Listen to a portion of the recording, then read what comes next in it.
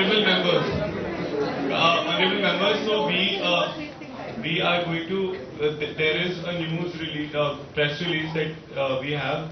So kindly, and it will be played on the projector. So please take note of that. It is a very important press release. Post which we will be moving with the proceedings.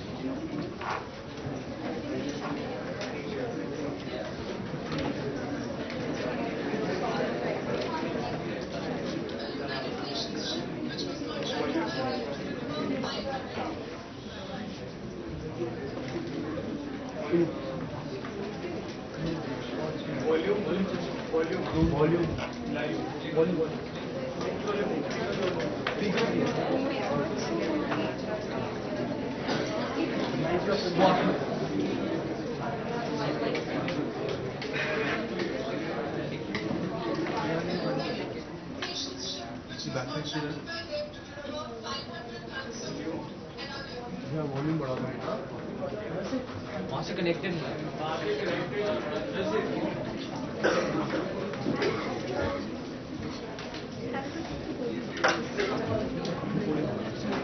actually speaks to the virus.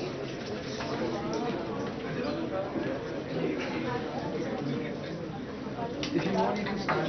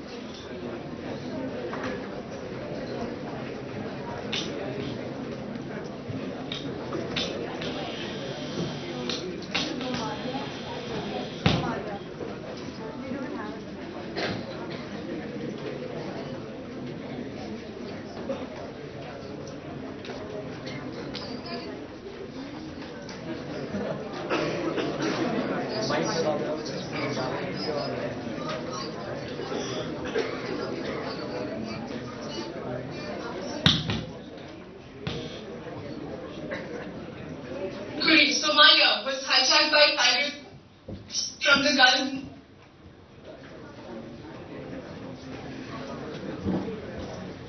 The United Nations ship, which was contracted by them to deliver 500 tons of food and other humanitarian aid to Puntland near Abd al-Quri, Somalia, was hijacked by pirates from the Gulf Muduk region of Somalia earlier this morning.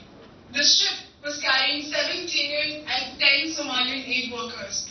It is alleged that children below the age of 18 are also a part of the group of pirates involved in the military confrontation.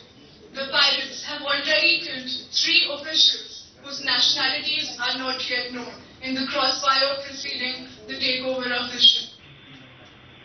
In response to this hijacking near Abd al-Quri, we, the Yemeni government, as responsible neighbors, have decided to immediately deploy military forces in the direction of the hijacked ship. We hope to deal with this situation without prior deliberation with the international community in order to save lives as soon as we can.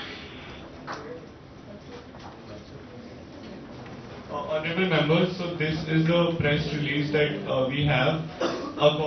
This will be sent to your respective councils as well. At this point, we will not be taking any queries. We will be coming, the crisis team will be coming to your councils for taking queries. So at this point, our Honorable Crisis Director is going to address you, so please be attentive. Thank you.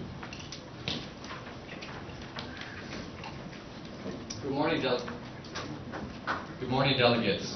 My name is Peter Groman. I've been asked by the UN Secretary General and the African Union to address you today because of the crisis that has just been announced on the news. I've been brought into this position to be crisis director today because of my experience with Somalia. I lived in Mogadishu and then visited many times to different parts of the northern part of the country, including Puntland and Hargeisa, which is the nominal capital of Somaliland. And I was there during the time of the UN intervention in Somalia in 1991, when the UN operation in Somalia called UNISOM 1 and 2 took place after the fall of the previous government of Siad Barre. As you know, delegates, the state of Somalia has been fragmented, has been violent, has been violated by the shipping concerns, by the fishery concerns of many nations around the world. The question of piracy has come up, and individuals and sailors from many nations have been captured by Somali pirates. Some of them, including, I know that this crisis simulation is taking place here in India. Many of you will know and have watched TV that it affects many nations, including India. There are 43 Indians who are currently being kidnapped or have been kidnapped and remain in captivity by Somali pirates. This is true of citizens of many nations, including of the African Union. In the event that we've heard today, it's a particularly alarming situation because the ship in question that has been hijacked was bringing aid to the very region from which many pirates come from, the area of Puntland and Galmudug, which is south of Puntland. And you'll have references in terms of the materials that you have today that show the divisions of Somalia within unrecognized different sub-regional entities, Somaliland, Puntland, Galmudug, and the rest of Somalia. The transnational or the transitional federal government of Somalia, which is based in Mogadishu, has very little writ or control over those northern states in the Somali territory. Your groups, and we have a really fortuitous circumstance today in that all three of your groups, plus the International Law Commission, are here today and can work in tandem to try to find some of the solutions, both to the current crisis involving these officials that have been either killed or hijacked, and many of the people, they're both UN and AU officials that have been killed. The update that you'll hear in your paper to the news report indicates that as many 15 UN and AU officials were killed in the crossfire that took place when this vessel was hijacked. So it is an issue that affects both African security and international security. As you could hear from the president of Yemen, this, they believe, took place in Yemeni waters, and so Yemen is contemplating unilateral military action to liberate these pirates. For those who are in the African Union, you will have an operational challenge because these officials and these vessels were heading to Somalia to help provide humanitarian relief and had both UN and AU officials on board. You will have the primary responsibility to liaise with and to figure out how you can work with the government of Yemen to bring these pirates to justice. It will require an action plan and perhaps even contemplation of the dispatch of some of your African Union peacekeeping forces to rescue your colleagues who remain in captivity by Somali pirates. Your mission has the best understanding of what is happening in Somalia because you have peacekeeping troops in different parts of that country. But you will also have to confer and discuss with the members of the General Assembly, in particular the DISEC committee, that has some responsibilities for peace and security issues because of the invocation by the Yemeni president of their role in helping to resolve this crisis. So they can be a go-between between the African Union and Yemen. You may also consult with the observers from the Yemen government who may be in Addis Ababa and may have already had direct contacts with your body to try to work out a solution for bringing these pirates to justice. Why and what are the roles of the other two committees that are here today, the Human Rights, or in particular the Human Rights Commission? Well, as the news release indicated, the pirates, some of the pirates may be child soldiers.